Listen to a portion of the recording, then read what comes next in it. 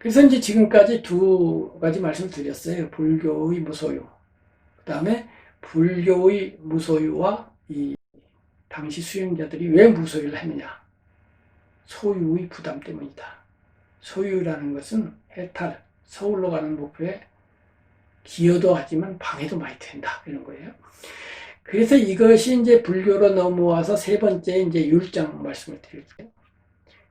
이 무소유를 포함해서 이제 승단 운영 규칙이거든요. 율장이. 부처님의 이제 제자들은 굉장히 많았으니까 조직이 필요해요. 그럼 그 조직을 운영하려면 정관이 있어야 되는데 그걸 율장이라고 한다고 아까 말씀을 드렸죠. 그 율장 안에 이제 무소유를 포함해서 여러 가지 규정들이, 법률들이 있어요. 이것은 가져도 된다. 이것은 안 가져도 된다. 이렇게 하면 비구, 즉 출가 승려로서의 자격이 주어진다. 이렇게 하면 자격이 박탈된다. 이렇게 하면 자격이 정지된다. 이렇게 하면 견책을 당한다. 이런 것들이에요. 그래서 이제 이 율장에 의해서 살아요. 그 율장의 기초가 이제 집을 나와서 가족이 없어야 된다. 가족의 소유를 없애야 돼요. 그 다음에 이제 기본적으로 그래도 살긴 살아야 되잖아요. 그래서 최소한의 소유가 인정이 돼요. 그러니까 소소유죠. 정확하게 말하면 무소유가 아니고 적은 소유인데 일반인들 보기에는 거의 무소유에 가까워요. 그래서 이제 무소유와 소소유 경계, 요 경계가 있는데 기본적으로 사람은 의식주를 해결을 해야 되죠. 그건 스님들도 마찬가지니까 의식주를 해결하는 최소한의 그 소유는 소유로 안 봐요. 그 소소유가 아니라 거기까지는 무소유예요. 그 최소한을 넘어서면 이제 소유가 되는데 그 최소한의 선이 어디냐 이거예요. 이제 우리 제가자 같으면 현재를 기준으로 뭐 한 달에 200만 원에서 300만 원 있으면 부부가 살 수 있잖아요.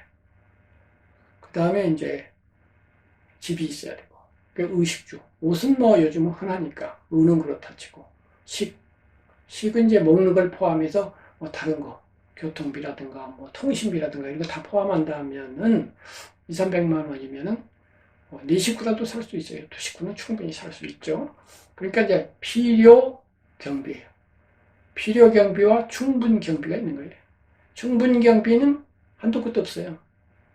한 달에 1,000만 원, 한 달에 1억 원, 10억 원일 수도 있어요. 그래서 이제 필요 경비, 필요 소유. 여기까지는 이제 제가 신자 기준으로 무소유라고 볼 수가 있어요. 그 다음에 그걸 넘어서면 이제 불소유주로 나가는 거예요. 그래서 이제 제가자들은 불소유해도 괜찮아요. 거기에 집착만 덜 하고 또 좋은 데 쓸 수도 있으니까. 그런데 이제 스님들의 그 무소유는 우리가 생각하는 그런 2, 300만 원이라고 하는 기초경비. 그 기초경비 수준이 훨씬 낮아요. 기준이 다른 거예요. 그럼 불교 율장이 부처님에 의해서 규정된 규칙은 뭐냐면은 옷. 옷은 일단 세속옷을 입으면 안 되고 승복을 입어야 되고요. 승복은 이렇게 물감을 들인 단색의 옷이에요. 그래서 이제 저쪽 스리랑카 쪽에서는 오렌지색이고 저쪽 미얀마 쪽에서는 이제 황토색 비슷하고 우리나라는 이제 회색이고 그렇죠. 그렇게 해서 이제 그러한 승복이 이제 남방을 기준으로 왜냐하면 남방 그 율장은 부처님 당시하고 거의 똑같다고 봐야 돼요. 적어도 90% 똑같아요. 그렇기 때문에 이 북방, 우리나라 중국 이쪽은 많이 변했어요. 그래서 남방을 기준으로 하면 더 확실한데 삼의 일발이에요. 삼의. 이 석장으로 한 벌 옷이 돼요. 그러니까 천이, 네모난 천이 있어요. 이 네모난 천 석장이 옷 한 벌이에요. 하나는 치마로 이렇게 두르는 거고요. 하나는 상의로 이렇게 감는 거고요. 또 하나는 이제 좌복, 깔개로도 쓰고 뭐 기타 등등 여러 가지로 쓰는 이제 세장, 석장으로 된 그것이 한 벌이에요. 근데 북방에 오면 삼의 일발 그래요. 이제 그 삼의와 일발은 이제 바로 이렇게 밥그릇이죠. 이렇게 주발로 돼 있죠. 주발이니까 발. 그러니까 주발된 밥그릇 하나. 그래서 삼의 일발이라고 하는데 이 삼의가 한 벌인데 두 벌까지가 이제 필요 의복이에요. 세 벌째 갖고 있으면 소유예요. 두 벌까지는 무소유해. 이렇게 돼 있어요. 두 벌은 왜 있어야 되느냐? 두 번째 거는 이제 빨래를 하거나 갈아입거나 기타 등등 여벌이 하나는 있어야죠. 근데 여벌이 두 개까지 있을 필요 뭐 있느냐? 이런 거예요. 예, 그렇게 되어 있는데 이제 부처님하고 경쟁 종교였던 자인화교에서는 두 벌도 많아 그래가지고 기준을 낮췄어요. 그래서 자인화교 그 승려들은 여러 이제 등급이 있는데 그 중에 엄격한 백의파, 흰백자예요, 오드자예요. 옷을 안 입는 파가 있어요. 벌거벗고 다녀요. 벌거벗고 다 내놓고 다니고 신자들이 그 뒤를 여자 신자들이 졸졸 따라다니고 그래요. 그렇게 무소유 기준을 더 낮춘 거기도 있는데 부처님이 보기에는 그건 고행인 거예요. 고행이고 두 벌까지가 이제 중도 행위고 세 벌부터는 이제 쾌락에 빠져드는 바람직하지 않은 게 이제 검은 고줄로 돌아가면 두 벌 정도가 다 고르게 줄을 맞춰서 아름다운 소리가 나는 그런 현악기다 이거예요. 이것이 이제 옷인데 옷에 대해서 제가 하나 더 말씀드릴 게 있어요. 제가 아까 이제 하와이에서 이 옷을 입고 이렇게 그 법사로 있었다고 얘기를 했는데 그 전에 미얀마에 출가한 적이 있어요. 짧은 기간이지만 완전한 승려예요. 짧지만 완전한 비구가 되어서 생활을 하면서 위파사나 명상 수행을 했어요. 그때 경험인데 이제 속복 세상에서 입던 옷을 다 내려놓고 이제 승복으로 갈아입어요. 그럼 이제 치마, 이제 치마는 치마예요. 그야말로 바지가 아니에요. 남방 인도도 그렇고 더운 지방이잖아요. 더운 지방에서만 가능해요. 북방에 와서 이게 율장이 달라진 게 추워서 그런 거예요. 춥기 때문에. 그 다음에 북방의 사회는 보시라든가 이런 게 인도 같은 풍토가 아니니까 밥을 빌어먹고 하는 게 인도같이 여의치 않아요. 그러다 보니까 이제 율장이 바뀌는 건데 이 더운 지방에서는 이 팬티가 부담스럽습니다. 시원하지가 않아요. 그래서 팬티가 없어요. 스님들 옷에는 팬티가 없습니다. 그래서 이제 둘둘 말아요. 말면 이제 치마가 돼요. 그리고 이제 허리띠를 매요. 그 다음에 상의를 마는 방법이 세 가지가 있어요. 이렇게 둘둘 말면 정장으로 목까지 탁 하는 데가 있고, 두 번째는 반정장이 있고, 그 다음에 오른쪽 어깨를 내놓고 이렇게 비스듬히 입는 생활 이제 착용법이 있어요. 절 안에서는 주로 그렇게 입어요. 그러다 이제 밖에 외출할 때 딱 정장을 입죠. 이렇게 되는데 이제 그 옷을 입는데 이 옷의 특징이 있어요. 승복의 특징은 자연스러움입니다. 입어봐야 합니다. 그리고 이렇게 한복을 입어보면 우리가 느끼는 편안함 있잖아요. 한편으로는 불편해요. 소매나 이런 거에. 그래서 한복들을 잘 안 입어요. 양복이 훨씬 편리하죠. 근데 이제 한가한 시간, 추석이 왔다 이거예요. 추석은 어차피 명절이니까 예를 들면 걸어갈 때도 빨리빨리 갈 필요가 없잖아요. 느슨하게 이렇게 편안한 마음으로 갈 수가 있으니까 한복을 입는 거예요. 한복을 입으면 행동은 좀 천천히 하고 빨리 능률적으로는 못하지만은 그 마음의 흐름의 리듬, 마음이 흘러가는 속도가 느려지기 때문에, 그리고 옷이 그렇게 느리게 만들기 때문에 뭔가 모르게 마음이 편안하고 느긋하잖아요. 한복 입으면 기분이 그렇게 되지 않습니까? 근데 승복은 더해요. 이 편안함이 어디서 오느냐? 자연스러움에서 와요. 그래서 양복에 비해서 한복이 이 구조가 훨씬 자연스럽습니다.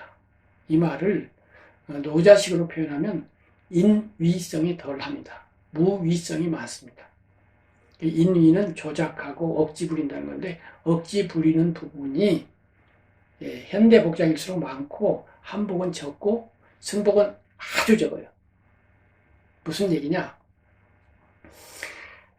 우선 그 승복은 상이다 그러면 이게 소매가 없죠. 천 한 장으로 둘둘 말았으니까 소매 없잖아요. 귀도 없어요. 그 다음에 이렇게 무슨 장식된 이런 부분 전혀 없어요. 그냥 단색이에요. 색깔을 여러 가지 넣어서 예쁘게 한 부분이 없어요. 단추가 없어요. 이렇게 두 개에서 깃을 이렇게 맞추고 이런 거 없어요. 왜 깃을 맞추고 이러면 편리하잖아요. 소매가 있으면 편리하잖아요. 그 편리를 포기하는 거예요. 그 대신 인위성, 조작성이 없는 거예요. 그 다음에 단추, 그 다음에 멋 내는 거. 멋 내지 말라고 그렇게 한 거예요. 멋도 소유예요. 아까 사랑이 소유듯이. 멋 같은 거 소유하지 말라 이거야. 근데 또 스님들 중에는 옷 잘 다리고 딱 멋있게 폼 잡고 다니는 분이 있어요. 무소유의 진정한 의미를 모르시는 분들이다. 저는 그렇게 생각을 해요. 멋 내지 말라고 기껏 머리도 깎았는데 머리 기르고 심지어 머리를 실컷 깎아놓고 또 모자를 쓴다? 난 정정이야. 관을 머리를 깎았는데 못 안 내려고 못생겨 보이려고 머리까지 깎았는데 관을 써서 또 멋을 낸다고요? 그게 뭡니까? 도대체 율장의 정신을 이해합니까? 못합니까? 그래서 이렇게 편리를 포기해요. 편리해지는 마음 이거 아니다 이거예요. 천천히 움직이면 되지. 그래서 남방 스님들이 쫓아가는 법이 없어요. 달리는 법이 없고요. 항상 천천히 우아해져요. 그래서 행동이. 마치 추석전에 천천히 걸어가는 아름다운 부부와 같은 모습인데 그거보다 더 우아하겠죠. 당연히. 한복을 입고 우아하게 걸어가면 우아한데 양복을 입고 아무리 우아하게 걸어간들 한복을 입고 걸어가는 사람처럼 우아하지 않잖아요. 마찬가지로 승복을 입고 어깨도 저 흔들리지 않고 하게 명상을 하면서 자기 자기를 돌아보면서 걸어가면 부처님이 가시는 모습은 백조가 무리로 쫙 떠서 가는 것 같았대요. 그거 미얀마 가서 스님들 보면 압니다. 부처님과 지자들은 어떠했겠구나 짐작이 가요. 이것이 이제 승복입니다. 바지 마찬가지. 바지도 이게 가랑이 끼는 데가 없잖아요. 그냥 치마로 두르면 되니까. 그 다음에 자크가 있다든가, 뭐 무슨 단추가 있다든가, 뭐 이런 거 없어요. 그러니까 이렇게 조작된 것이 없는 자연스러움이 주는 그것이 있는데, 이런 느슨한 옷을 입고 보리수 아래 딱 앉는 거죠. 미얀마 제가 있었던 사원에는 보리수는 없었는데, 저는 이제 인도 갔을 때 보리수를 보고 너무나 나무가 좋은 거예요. 우리나라 느티나무 같이 큰 나무인데, 느티나무는 그 밑에 보면은 뭐 개미도 있고, 뭐 시커멓고 막 그래요. 그 다음에 둥치도 검은색이죠. 보리수가 아니에요. 희끗희끗한 이런 약간 하얀색인데, 밑에도 아주 깔끔하고, 그 다음에 바람이 살랑살랑 불면 그 잎들이 이제 사철나무 잎처럼 이렇게 코팅된 것처럼 바짝바짝바짝 해요. 조그만데 소리가 살랑살랑 나요. 바람이 불면 나무 가지도 느티나무보다 이렇게 쭉 늘어져요. 야, 그 밑에서 이 느슨한 옷을 입고 앉아서 자 이제 출가를 했어요. 출가를 한다는 건 뭐예요? 의식주를 신자들이 다 해결해 준다 이거예요. 그 대신 최소한은 의식주지만은 옷 걱정할 필요 없어요. 먹을 걱정하지 말아요. 절에서 자면 돼요. 아무것도 소유는 없는데 그래서 머릿속에 의식주에 대한 껌딱지가 하나도 없어. 다 완전 이제 마음속에 소유만 없으면 돼. 그리고 앉아 있으면 그 자유로 그 홀가분함이요. 확 해탈입니다. 그러니까 마음속의 소유를 없애지 못한 그것만큼은 해탈 아니에요. 근데 그 전 단계의 물리적으로 이제 해탈한 거예요. 이제 세속에 살면 이제 노후 걱정해가지고 뭐 연금도 들고 대비를 하잖아요. 완전히 대비가 된 상태인 거예요. 이미 노후에 퇴직연금 다 있는 거나 마찬가지인 거예요. 그리고 욕심도 없어. 심지어는 가족도 없어. 그래서 이제 그 홀가분함을 느꼈어요. 그러면서 수행은 안 하고 무슨 생각하느냐. 이것도 이제 소유인데, 이야, 이 승단 제도라는 거, 부처님이 이렇게 승단 관리법을 제정하신 거, 와, 이 지혜라고 하는 게 너무나 위대하고 너무나 탁월하구나. 이런 제도를 어떻게 창안했을까? 물론 그 창안은 아까 말씀드린 것처럼 기본적으로는 당시 이제 사마나들의 전통에서 가져온 것이긴 한데 그 뒤에 세밀한 것은 당신이 다 제정을 해갖고 2500년 동안 그 법률에 의해서 성당이 운영되었는데 2500년 동안 안 바뀐 법이 있을까요? 세상에. 있어요, 여기. 그리고 그 법대로 해보니까 태국에 30만 명, 미얀마에 30만 명, 60만 명의 스님이 있어요. 두 나라만. 인구는 우리나라랑 비슷한 5, 6천만 되는 걸로 알고 있는데 우리나라는 어때요? 스님들이 15,000명인가 돼요. 15,000명이 가끔 시끄러운 소리를 많이 내고 뒷소리가 많아요. 거기 60만 명이요. 조용합니다. 말썽 어쩌다 일어나지만 이쪽에 비하면 뭐 하나도 안 일어난다 이렇게 할 정도로 조용해요. 그것을 이 율장이 가능하게 해줬어요. 그것도 2500년 전에 가능하게 했어요. 어떤 한 인간이 신도 아니고 나 사람이거든. 그런 어떤 한 사람이 했으니 이 천재성이야. 미안하지만 모차르트 가지고 어림 턱도 없어요. 모차르트 100명이 와도 이게 될 일이 아닙니다. 그건 현실이에요. 그리고 예술 세계도 아니고 현실을 그렇게 다뤘다니까요. 아기다툼 싸우고 욕심 많은 인간들을 데려다 놓고 기본적으로 탐진치할 수밖에 없는 인간들을 모아놓고 수십만 명을 모아놓고 평화롭겠다? 그 세계 안에 극락을 만들어 놓은 거예요. 이 어지러운 세상을. 이런 것이 부처님입니다. 부처님의 위대함이라는 것은 그냥 뭐 공을 설하셨으니까 뭐 화엄경을 설하셨으니까 무엇이 어쩌고 심오하니까 그거 말고요. 그거 따로 얘기하고 이 현실을 다루는 능력이 이렇게 위대했다는 것도 생각을 해봐요. 그래서 부처님의 별호가 10가지가 있는데 그 중에 하나가 세간해예요. 세간은 세속. 세속을 가장 잘 아시는 분 이런 거예요. 세속이라는 건 탐진치거든요. 탐진치를 가장 잘 아시는 거예요. 그래서 탐진치를 벗어나신 거예요. 그래서 탐진치를 갖고 오는 승려들을 어떻게 하면 잘 다룰 수 있는지를 이 율장을 통해서 딱 보여주신 거예요. 그렇게 해서 이제 그 율장이 기본적으로 이 무소유의 기초에 있다. 그리고 최소한의 소유, 그 옷 두 벌이라든가 밥이라든가 이제 음식, 의식주 중에 이제 음식은 하루에 한 끼 12시 이전에 먹어야 되고 그 다음에 이제 그때 탁발해온 밖에 나가서 필요한 밥을 그 이튿날 아침에 죽을 끓여서 이제 먹어요. 그래서 두 끼를 먹는 셈인데 오전에 먹어야 되고 오후에 먹으면 이번에는 또 소유가 돼요. 그런데 이제 그거를 탁발해서 먹으니까 또 나한테는 부담이 안 되는데 신자한테는 부담이 되잖아요. 옷도 신자가 줘요. 그 다음에 의식주, 주인 절도 신자가 지어주죠. 그 다음에 네 번째가 있어요. 네 번째가 이제 의약품이에요. 그래서 이제 제가 출가할 때도 그렇고 출가를 하게 되면 그 후원 신자가 따라 붙어요.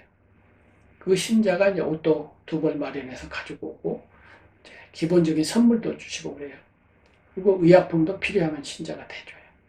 이렇게 되어 있는데 그러면 그 다음 얘기예요. 그 다음 얘기로 이제 신자가 그렇게 물질적인 것을 많지는 않지만 많지도 않아요. 많지도 않지만은 그래도 기본적으로 생활을 할 수 있도록 최소한의 보험사 역할을 주시는 건데 이 보험사에게 뭔가 보상을 해야 되잖아요. 스님은 받기만 하면 안 되잖아요. 일종의 이제 거래 비슷한 게 성립이 되는 거예요. 그러면 스님이 뭘 주느냐? 법을 주죠, 법을. 부처님의 가르친 법을 주는 거예요. 근데 이제 불교에서는 법이 그 물질보다 훨씬 가치가 있죠. 그러니까 거래상 이익을 보는 사람은 신자인 거예요. 그래서 신자가 존경의 절을 올리는 거예요. 내가 이거 조금 드렸는데 이렇게 귀한 내가 드린 것은 굴인데 황금으로 보상해 주시니 너무나 고맙습니다. 이런 거예요. 그리고 절을 하는 이유는 적어도 남방에서는요, 절하면 스님들이 절하는 사람 안 쳐다보고 딴 얘기, 여기서 얘기하고 있잖아요. 여기서 절하면 쳐다보지도 않고 얘기 계속하기도 하고 그래요. 절하는 데 대해서 신경을 안 써요.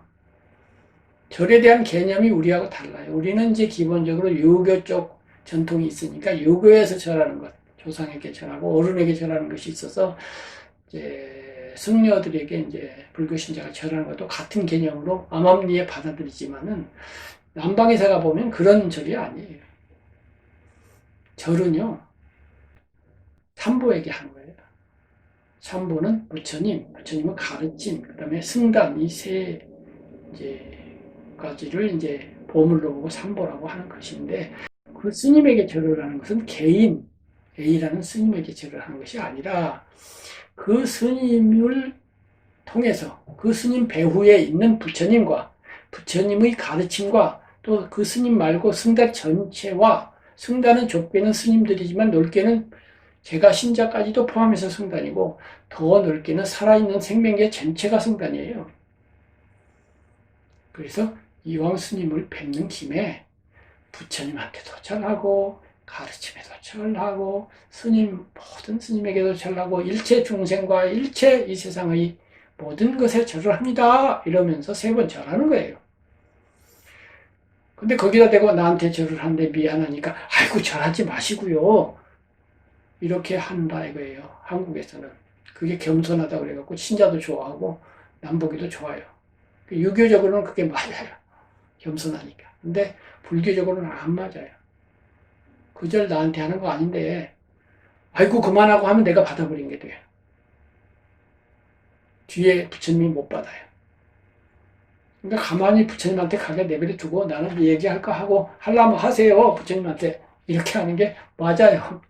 그게 이제 남방 불교에서 스님들이 권위가 없어요. 되게 보면. 내가 스님인데 이런 거 없어요. 굉장히 편안하고 자유스럽습니다. 물론 권위 있는 스님도 있지만 대체로 보면 친구처럼 지내요. 절은 절대로 하지만 이야기할 때 보면 뭐 아무런 거리낌이 없고 편안해요. 또 다른 이유 중에 하나는 그런 분위기가 된 이유는 아까 가운데도 좋다는 그거예요. 수행법을 나를 괴롭히면서 한 게 아니고 편안하게 하셨기 때문에 그만큼 여유롭고 행복한 거예요. 어떤 느슨하게 추석보다 더 한가한 마음인데 보리수 밑에 앉았을 때 그 홀가분한 마음인데 홀가분한 사람이 뭐 권위를 세울 필요가 뭐가 있겠어요. 그게 이제 승단과 스님과 이제 제가자 간의 뭐 거래라면 좀 이상하지만 주고받음이에요. 최소한의 물질을 제공해 드린다. 이쪽에서는 법으로 보상한다. 이렇게 되는 거예요. 그러면 그 법은 아까 말씀드린 것처럼 내비게이션이에요. 깨달음으로 가는 길이라고 해요.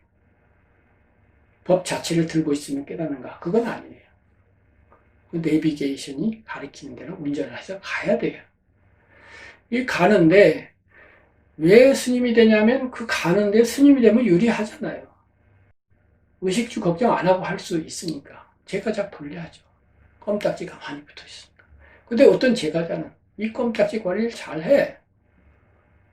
그래가지고 출가자 아닌데도 제가자로서 스님보다 먼저 서울 도착했어요. 이런 분 있어요, 가끔. 반대로 스님인데도 평생 했는데도 제가자만도 못해. 이런 사람도 있죠. 그래서 서울에 가느냐 못 가느냐는 본질적으로는 스님이냐 아니냐하고 아무 관련이 없어요. 그래서 이제 서울로 가게 되는데 이 법이 가는 내비게이션 지도가 무소유를 기준으로 또 해요. 그때의 무소유는 정신적인 무소유다. 아까 말씀드린 머릿속의 껌딱지를, 머릿속의 탐심을, 머릿속의 분노를, 짜증을, 화를 어떻게 줄이고 없앨 거냐 이런 문제. 결정적으로 그 어리석음을 지혜로 바꿀 것이냐. 이것이 이제 정신적 무소유라고 하는 그런 이야기입니다. 그래서 이제 마지막 이야기를 할 차례예요. 그렇다면은 이 정신적인 소유가 크게 하면은 이제 탐, 진, 친데 탐과 진, 이 두 가지는 동전의 앞뒷면이다 이거예요. 뭔가를 바라는 마음을 없애야 돼요. 결국 서울에 도달한다는 것은 완전한 행복이 성취된다는 거예요. 그 다음에 행복은 뭔가요? 행복은요, 지금 이대로 모든 것이 좋다라는 상태예요. 그 말은 지금 이대로 좋으니까 하나도 바랄 게 없다는 거예요. 그래서 행복은 무원이에요. 원할 원, 바랄 원. 무망, 바랄 망. 대개 보면 희망을 가져라, 뭐 그렇게 얘기하는데 희망을 가질 필요가 없어요. 행복한 사람. 지금 이대로 좋은데 뭘 희망해요? 기독교에서 믿음, 소망, 사랑하는데 소망 없어요. 부처님의 대제자와 부처님은 소망 같은 거 없어요. 아무런 바라는 바가 없어요. 불교가 널리 퍼지기를 소망할까요? 아니에요. 소망 아니에요. 그냥 하는 거예요. 인연이 왔으니까 하는 거고 소망으로서 안 해요. 소망으로서 하면 그 뒷면에 소망이 안 이루어졌을 때의 실망이 있어요. 안 이루어져도 실망 안 해요. 오는 사람 오게 하고 가는 사람 가게 해요.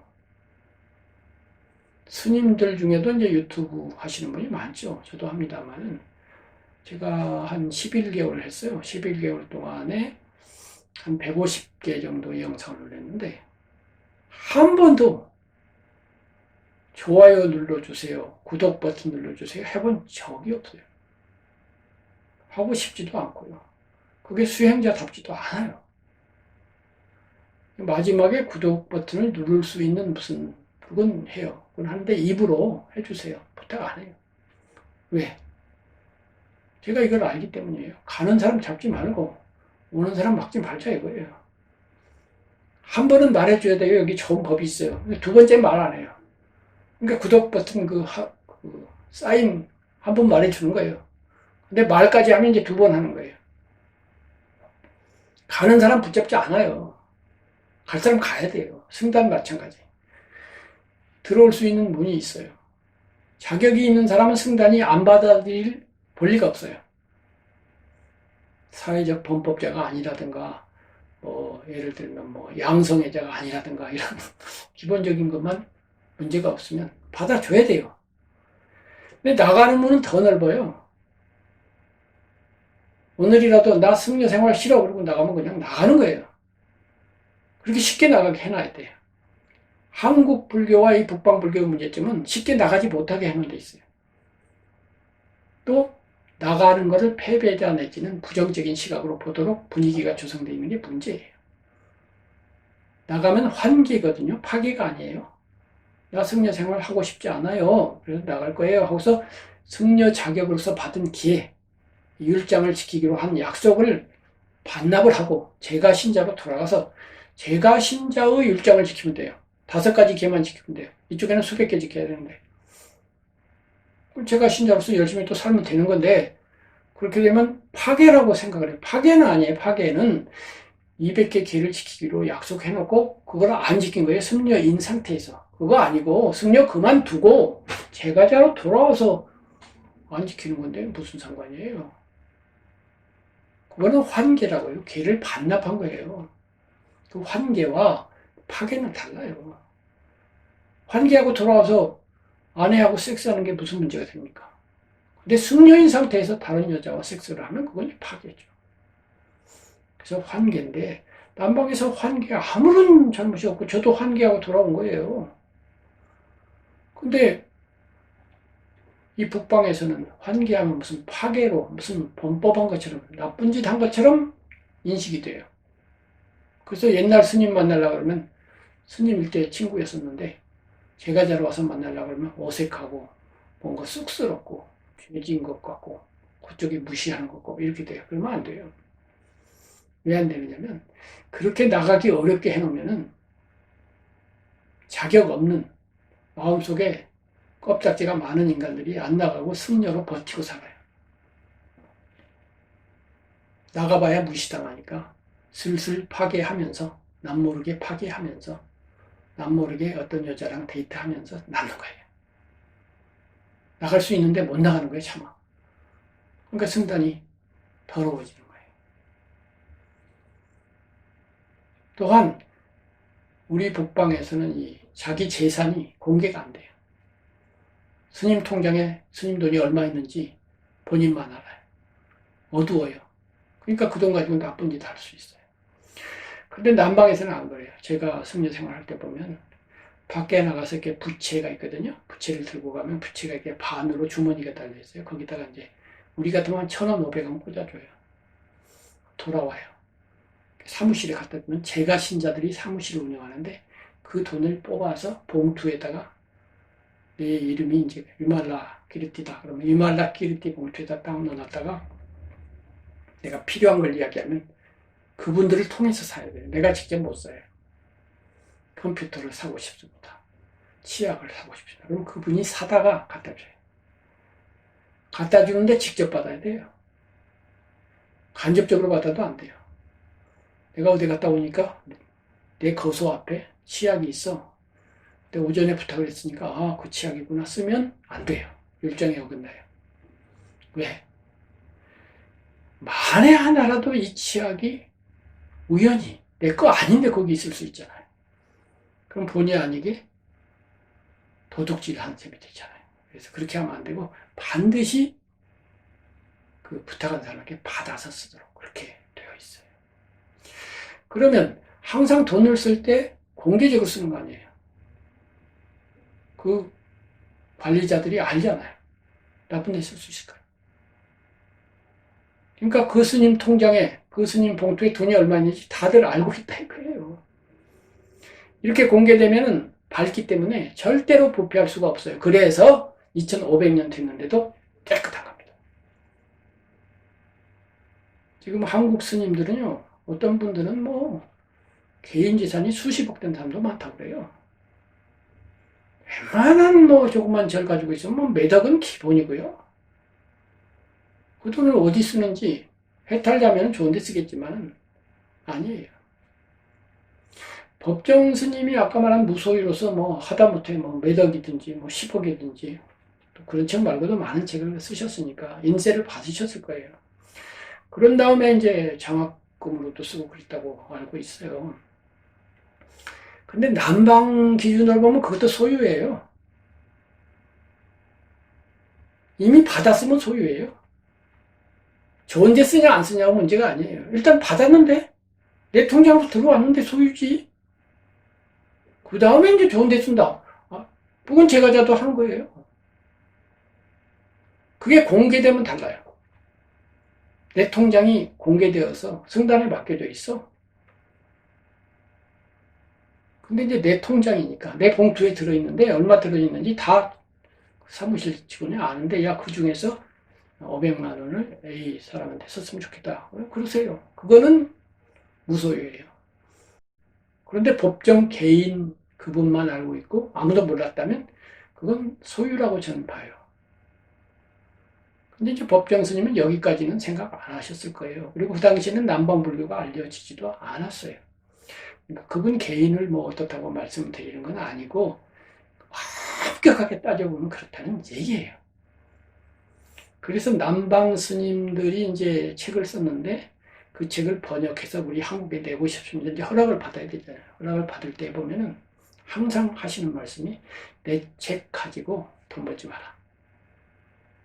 이 책에서 나온 이익금을 번역자인 네가 받지도 말고 그냥 공짜로 만들어서 보시로 나눠줘라 이렇게 해요. 근데 그럴 줄 아는 없잖아요. 근데 그게 기본 개념은 맞아요. 남방에서 절대 스님들이 책 써가지고 인쇄받고 돈 벌지 않습니다. 스님들은 돈이 없으니까 좋은 책이 있으면 제가 신자가 아까 보시하듯이 스님 그 책이 좋으니까 제가 돈을 드릴 테니까 출판을 하십시다. 뭐 그럽시다. 그럼 제가자가 이제 돈을 내서 책을 만들어요. 만들고 그것은 보시로 만들었으니까 공짜 물건이잖아요. 절에다 갖다 놓고 그냥 공짜로 주는 거예요. 이게 기본 시스템이에요. 이러기 때문에 이제 청정한 그러한 승단이 2500년 동안 유지가 될 수 있었던 겁니다. 이렇게 해서 이제 그러한 제도를 통해서 머릿속에 껌딱지가 최소한 안 붙게 그렇게 해가지고 이제 하도록 법이 되어 있는데 그 법을 아까 말한 것처럼 제가 신자도 할 수 있다. 어렵긴 하다. 근데 스님들은 더 유리하다. 할 수 있다 이거예요. 그렇게 해가지고 머릿속에 정신적인 소유까지도 비워내면 서울까지 가는 건데 그 비워낸 서울이라고 하는 동네가 어떤 동네냐 이 얘기를 해야 된다 이거예요. 결론난 말씀을 드리면 그게 무아예요. 그리고 공이에요. 반야신경이 그렇게 얘기하는 빌공자 공이에요. 공에 도달해요. 텅 비었을 거 아니에요. 소유가 텅 비었어. 정신적 소유고 뭐고. 그러니까 집착이 있을 수가 없는 거예요. 허공처럼 되고 하늘처럼 된 거예요. 하늘을 뭐 짤 수가 있습니까? 색칠을 할 수가 있습니까? 불을 지를 수가 있습니까? 뭐 어떻게 해볼 도리가 없잖아요. 허공에 흰 구름이 일어나요. 흰 구름이 허공을 차지합니까? 허공이 흰 구름 차지한 500평만큼 줄어들었습니까? 그렇다가 구름이 싹 지나가면 갑자기 없었던 허공이 나타납니까? 아니잖아요. 검은 구름 마찬가지잖아요. 허공은 뭘로 채울 수도 없고 덜어낼 수도 없어요. 여기에 이제 지구 땅덩어리가 있는데 흙을 100kg 파냈어요.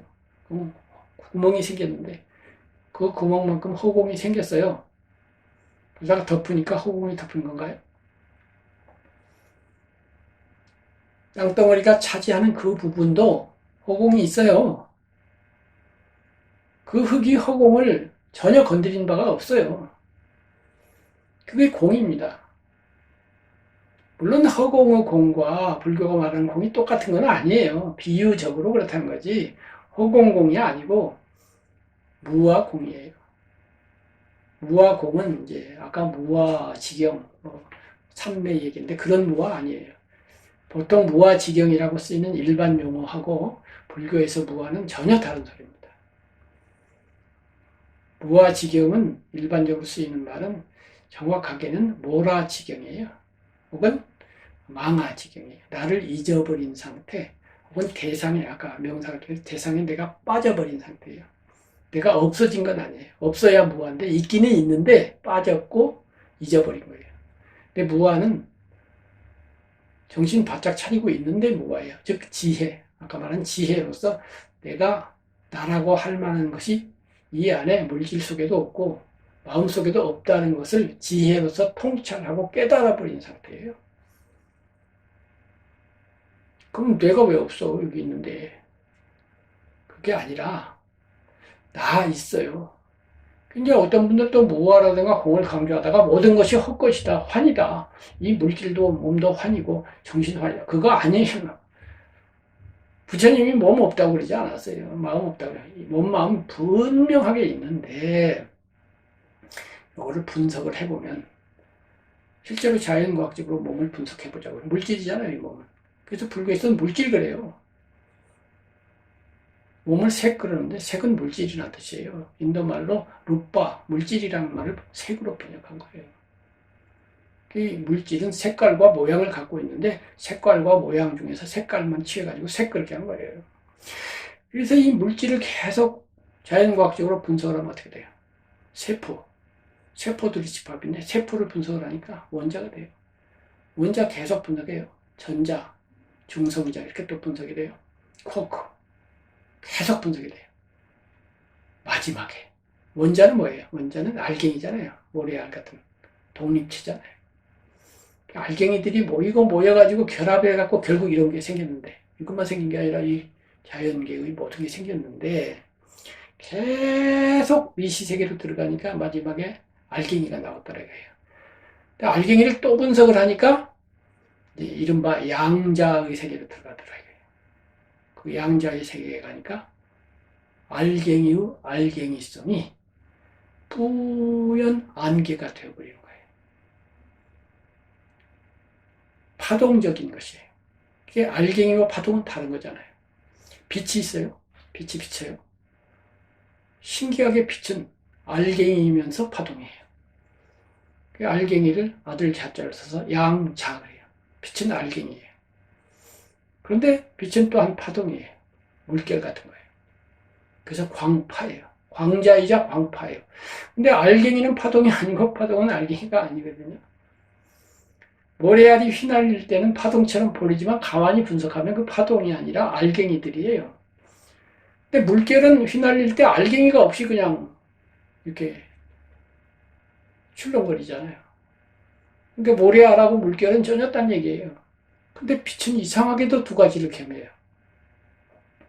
어떤 거는 광자로 계측을 하면 딱딱 맞아떨어지고, 어떤 건 광파로 계측하면 맞아떨어지고, 신기하잖아요. 근데 사물이 양자의 세계로 들어가면 그 양면성, 양가성을 갖고 있다 이거예요. 알갱이성도 있으면서 파동성도 있는 거예요.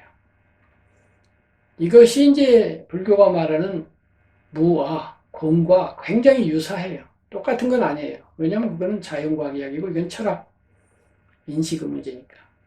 근데 유사하긴 해요. 너무나 유사해요, 유사해도.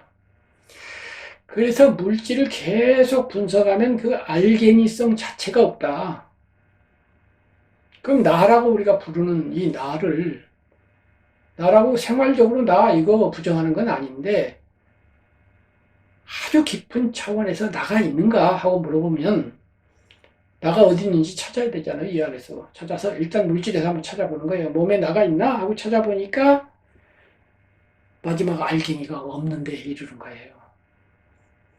수조개의 알갱이로 구성되어 있어요. 그 중에 수조개 중에 1번이 나도 아니고 39번이 나도 아니고 29만 9,932번도 내가 아니에요. 여러 가지가 그냥 계속 원인과 결과로서 결합하고 흩어지면서 그냥 운동하면서 이렇게 하니까 어떤 놈이 난지 하나를 특정할 수가 없고 다시 그 알갱이를 또 보니까 모리아를 또 보니까 그나마도 파동으로 흩어져 버리는 거예요. 근데 나라고 할 만한 거를 물질에서 못 찾는 거죠. 그럼 이번에 이제 마음에서 찾아보자. 마음은 부처님은 색, 수, 상, 행식에 갖고 이제 수상행식이 마음이에요. 색은 이제 물질이고요. 수는 쉽게 말하면 이제 우리가 감정이라고 부르는 느낌이라고 부르는 그런 것이고 상은 생각이라고 부르는 사색, 사고, 이성적인 거고 이제 색은 감성적인 것인데 행은 이제 의지, 뭔가를 해야지 의지를 일으키는 것이고 또한 이 색과 이 물질과 마음, 사람은 물질과 마음 이 두 가지가 결합된 상태인데 이 두 가지를 결합하는 결합력이기도 해요. 두 가지가 흩어져 버리면 죽잖아요. 한 몸 안에서 물질과 마음이 서로 묶여져 있는 상태가 이제 행이기도 하고 또는 의지, 뭐를 하려고 의지를 일으키면 마음들이 모여서 이렇게 집합을 해서 응집을 해야 의지가 일어나니까 이렇게 집합하고 결합하는 힘을 행이라고 그러고 식은 인식이에요. 대상을 보고 대상이 대상인 줄 알고 이렇게 인식하는 거예요. 이런 네 가지가 있는데 이 네 가지의 분석 중에서 그러면 이제 나라고 할 만한 아까 물질 안에서 어떤 알갱이가 나야 하고 찾아봤는데 여기도 역시 알갱이들로 집합되어 있더라고요. 감성의 알갱이 또는 생각의 알갱이 또는 의지의 알갱이 혹은 인식의 알갱이 수많은 알갱이들이 또 있어요. 여기도 생각만 하면 생각이라는 것이 뭐 수천 개, 수만 개, 수백만 개도 넘잖아요. 어제 한 애인 생각과 오늘 한 애인 생각이 똑같은 것 같지만 자세히 아까 그 세포를 계속 분석해서 분자로 분석을 하면요 전혀 같은 것일 수가 없어요. 두 번 같은 생각을 할 수가 없습니다. 그래서 일심이란 말이 있는데 일심은 일반적으로는 있어요. 근데 일심 없어요. 일심 없습니다. 그렇게 충성스러운 관우의 유비에 대한 충성도 일심 아니에요. 대체로는 일심이에요. 그러나 자세히 들어가면 어제 일심하고 오늘 일심이 미세한 차이가 있다 이거예요. 그래서 그런 생각도 수억 개로 이제 나눌 수가 있는데 그 생각도 계속 변화하고 움직이고 운동하는 거예요. 그러니까 그 중에 어떤 생각이 도대체 나냐 이거예요. 잠깐 내가 나라고 김정빈이라고 불러. 그 생각이 나냐? 내일 김정빈 생각하는 나는 또 다른 생각이에요. 아까 관우처럼. 어떤 놈이 나냐 이거예요. 어떤 놈이 나야. 7살 때도 나는 나라고 그랬고 40살 때도 나라고 그랬고 지금도 나라고 그러는데 그때는 나가 똑같은 나냐 이거예요. 아니잖아요. 어떤 게 나예요 도대체. 하물며 내가 나를 잘 아냐고요. 내 물질이 몇십 조개인데 몇십 조개를 다 알아요? 내 생각이 몇십 조개인데 몇십 조개를 다 봤어요? 내 느낌이 그렇게 많은데 그 느낌 다 알았어요? 그걸 다 알아야 하는데 어떻게 나를 알아요? 근데 분석을 해보면 하여튼 나라고 할 만한 것이 느낌에도 없고 생각에도 없고 의지에도 없고 인식에도 없고 그런 많은 요소들이 계속 출렁거리면서 운동하면서 움직이고 있는 그런 상태가 이른바 몸과 마음의 합체로서의 나다 이거예요. 이 합체로서 나가 없다는 게 아니라 그것의 분석 끝에 가면 나라고 할 만한 게 없고 나라고 하는 그 자체 영어로 하면 itself가 없어요.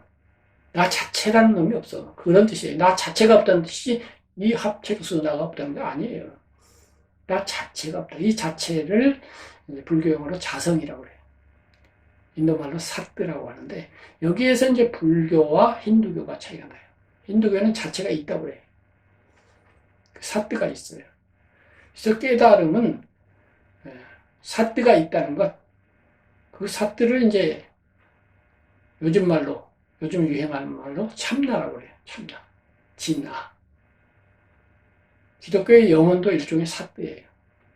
그리고 이제 서양 철학에서도 항상 사뜨를 주장한다고, 사뜨라는 단어를 쓰지는 않지만, 예를 들면 본질과 현상이라고 하는 개념이 있을 때 본질이 사뜨예요.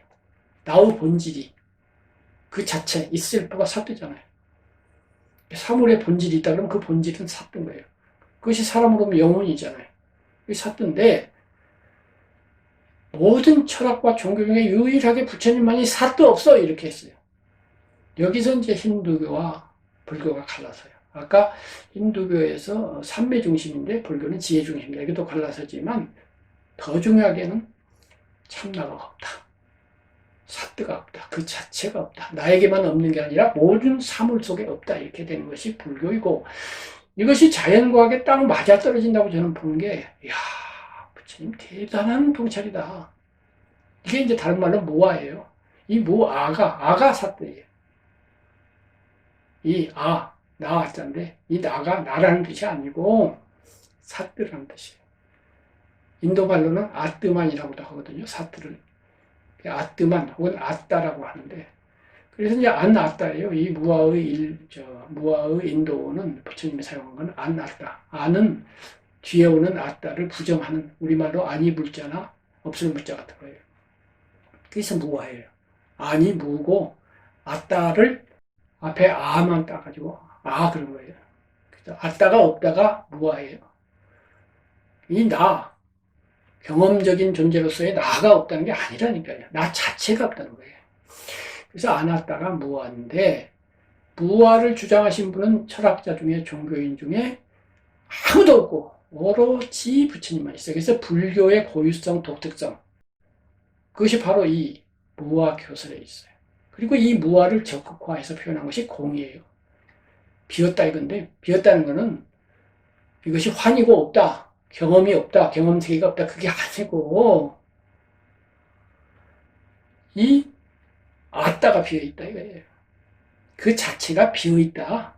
그 자체라고 할 만한 게 비어있다. 이런 뜻이에요.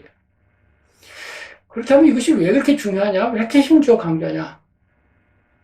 나가 있다. 그 아따가 있다. 나라고 할 만한 놈이 있다라고 인정하는 순간 그거에 대한 집착이 생겨요. 그게 법정순정의 무소위로 들어가서 난초가 된다고요. 난초를 갖고 있으면 좋잖아요. 행복을 주잖아요. 기쁨을 주잖아요. 얼마나 이뻐요. 얼마나 향기로워요. 근데 뒷면은 부담이었잖아요. 그래서 버렸잖아요. 아따 갖고 있으면 난초 갖고 있는 것처럼 행복해요. 내 영혼이 있어. 나는 불멸하고 죽지 않고 영원한 거 있어. 이렇게 생각하면 얼마나 위안이 돼요. 그래서 인기가 그렇게 많은 가르침이에요. 이 참나, 영혼. 그 자체설은 너무나 인기가 많고 힌두교가 그렇게 인기가 있어요. 인도 가면. 그래서 불교는 못 받아들여요. 이 좋은 아따를 없다고 그러니까. 그래서 이제 인도에서 불교가 없어진 이유 중에 하나가 그 좋은 아따를 없다고 그러니까 취미에 안 맞는 거야. 근데 현대 과학으로 넘어와 보니까 와, 아따 없네. 자연과학이 증명하네. 이렇게 된 거예요. 자연과학이 모든 것을 판단하는 판관으로 등장한 이 시대에 보세요. 적어도 물리 안에서 아따 있어요, 없어요? 여기 의자가 있어요. 의자가 아따 있어요. 의자 그 자체가 있냐고. 플라톤은 이데아라고 그래요. 모든 사물의 그 자체가 이데아로 있다 이거예요. 아름다움 하면 아름다움은 이데아 그 자체가 있대.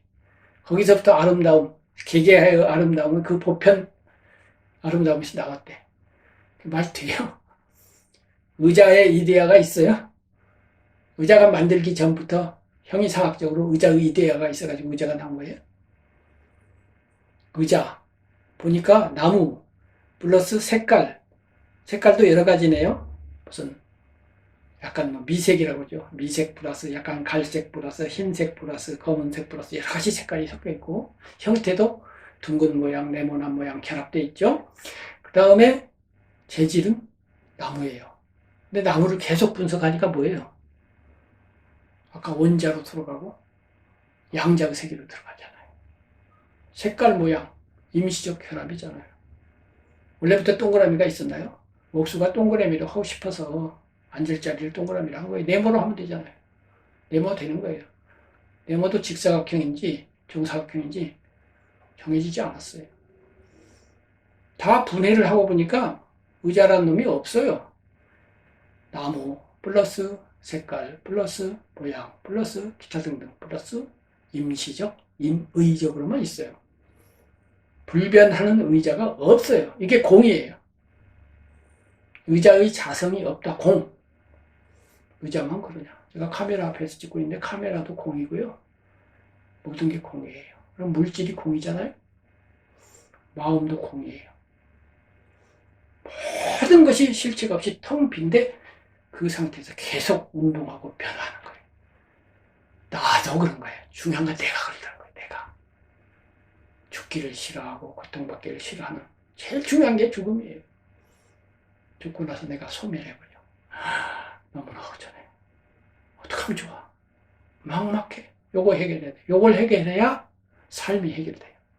죽음과 삶은 동전의 앞뒷면이어서 죽음을 해결하면 삶이 해결되고 삶을 해결하려면 죽음을 해결해야 되는데 이 죽음이 또는 태어남이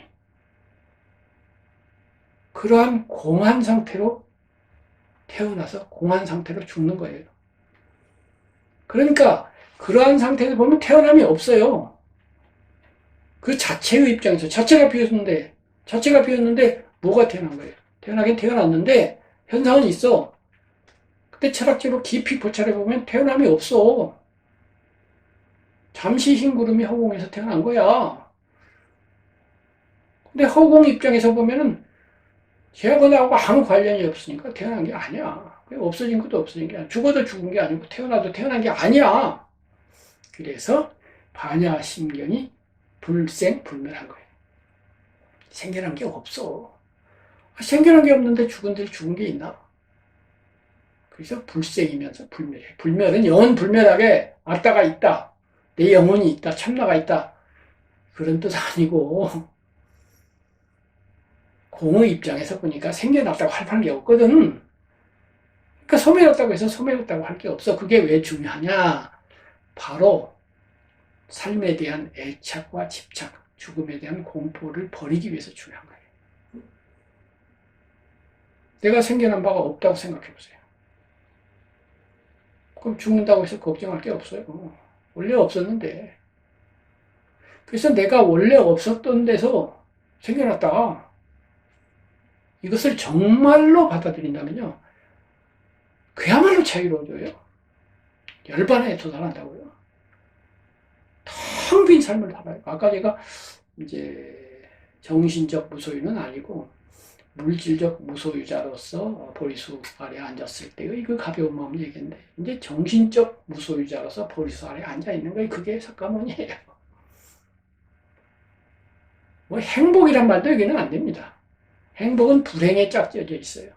그래서 행복과 불행도 역시 동전의 앞뒷면이에요. 행복을 얻으면 불행을 얻는 거예요. 근데 이건 아니에요. 행복과 불행이라는 동전을 버려버린 거예요. 행복도 버린 거예요. 그래서 불행도 버렸어요. 삶과 죽음을 다 버려버렸어요. 그래서 뭐냐?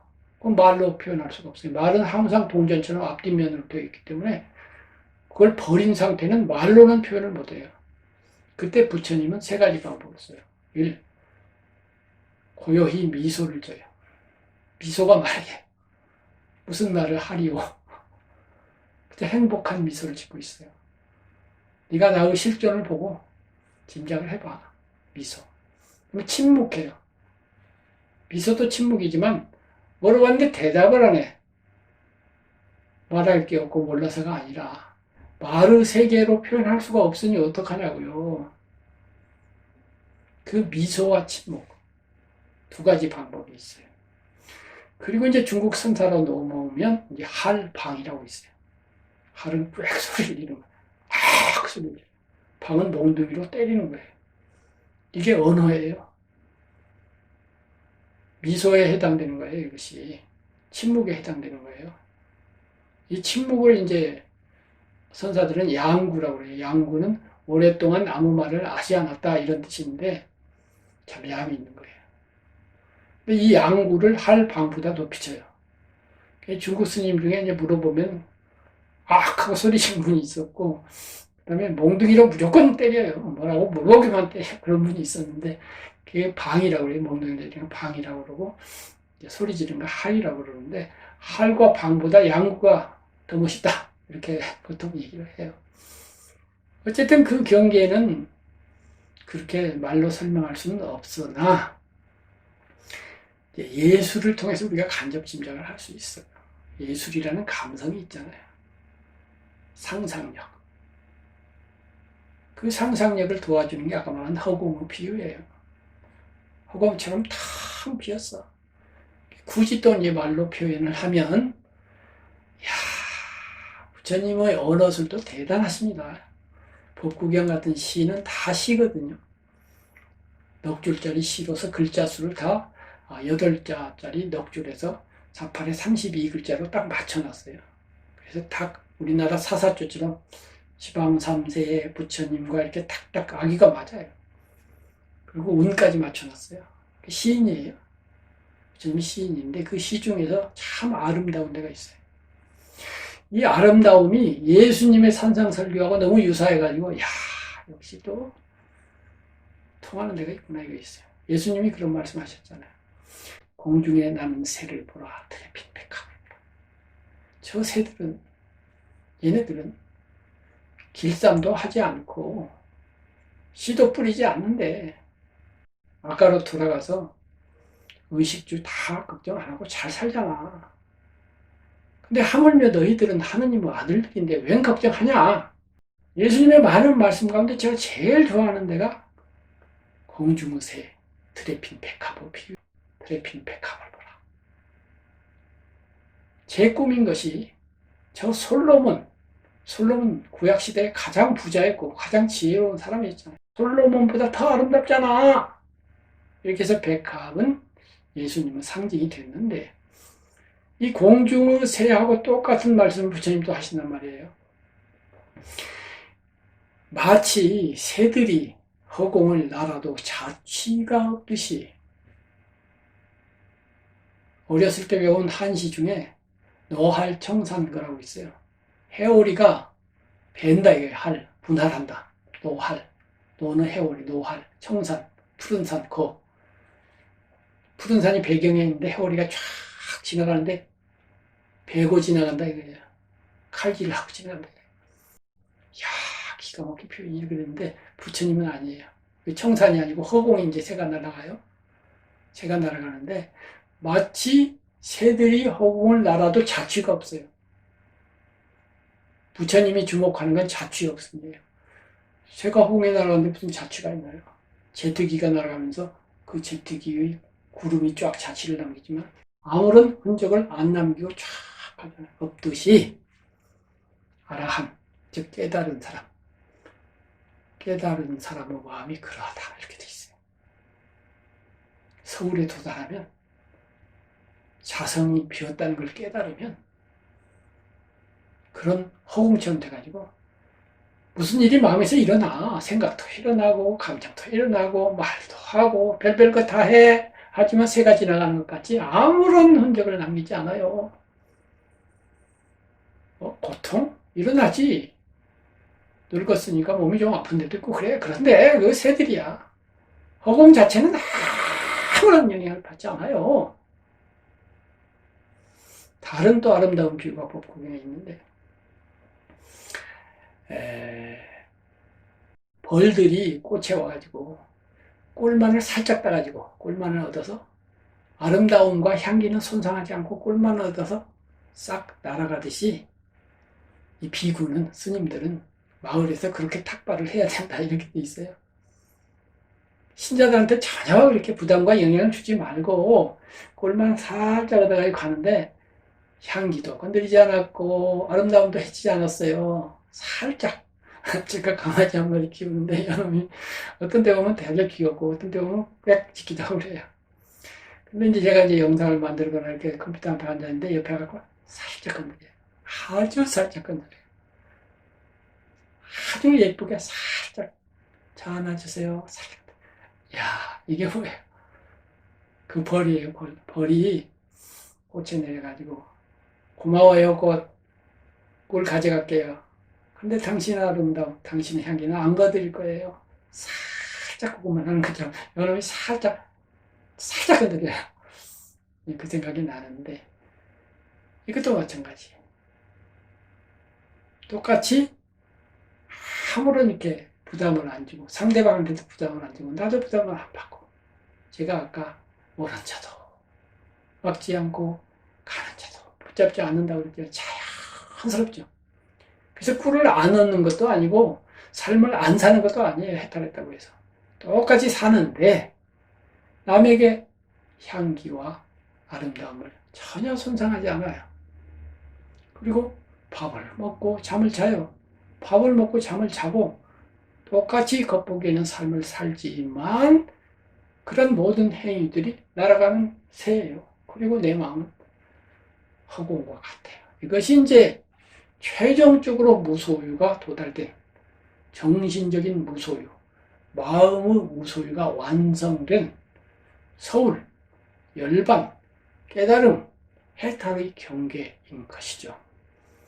이렇게 해서 오늘은 그 무소유라고 하는 개념에 대해서 그 개념을 좀 정리를 해봤습니다. 정리를 하는 동안에 제 마음이 처음보다 상당히 이렇게 영적으로 고양된 느낌이 있어요. 뭔가 제가 그 꽃의 향기와 아름다움을 손상하지 않고 꿀만을 얻어 날아가는 벌과 같은 느낌, 그것이 된 것 같은 느낌, 그런 느낌이 드네요. 그리고 마음이 허공에 아무런 손상과 영향을 받지 않는 그 무자성, 텅 빈 그런 허공의 마음에 조금 더 가까워진 것 같은 그런 느낌이 드네요. 여러분에게도 그런 마음이 들어서 좋겠습니다. 감사합니다. 다음 기회에 좋은 영상으로 또 뵙겠습니다.